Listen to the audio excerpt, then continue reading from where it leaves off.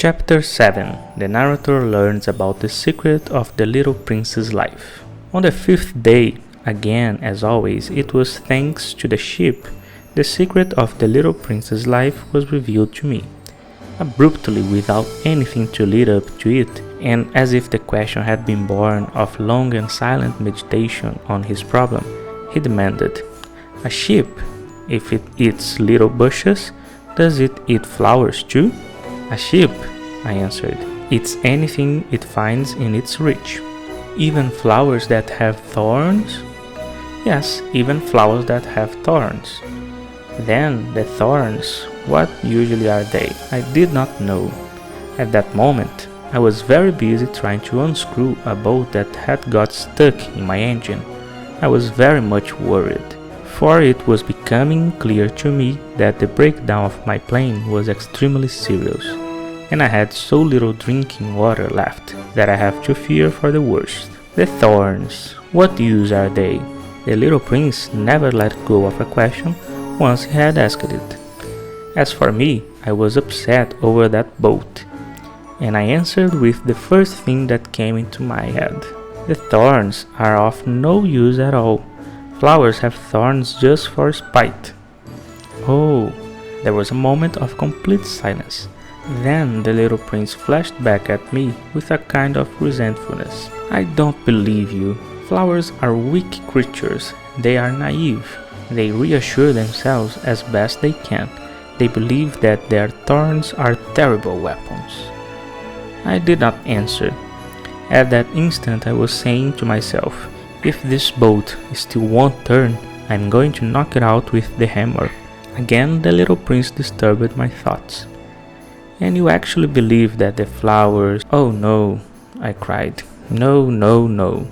I don't believe anything," I answered you with the first thing that came into my head. "Don't you see? I'm very busy with matters of consequence." He stared at me, thunderstruck. Matters of consequence. He looked at me there with my hammer in my hand, my fingers black with engine grease, bending down over an object which seemed to me extremely ugly. "You talk just like the grown-ups." That made me a little ashamed, but he went on relentlessly. "You mix everything up together. You confuse everything." He was really very angry. He tossed his golden curls in the breeze. "I know a planet where there is a certain red-faced gentleman. He has never smelled a flower. He has never looked at a star. He has never loved anyone. He has never done anything in his life but add up figures. And all day he says over and over, just like you, 'I am busy with matters of consequence,' and that makes him swell up with pride. But he is not a man. He is a mushroom." "A what?" "A mushroom." The little prince was now white with rage. "The flowers have been growing thorns for millions of years. For millions of years the sheep have been eating them just the same. And is it not a matter of consequence to try to understand why the flowers go to so much trouble to grow thorns which are never of any use to them? Is the warfare between the sheep and the flowers not important? Is this not of more consequence than a fat red-faced gentleman sums? And if I know, I, myself, one flower which is unique in the world, which grows nowhere but on my planet, but which one little sheep can destroy in a single bite some morning, without even noticing what he's doing. Oh, you think that is not important?" His face turned from white to red as he continued.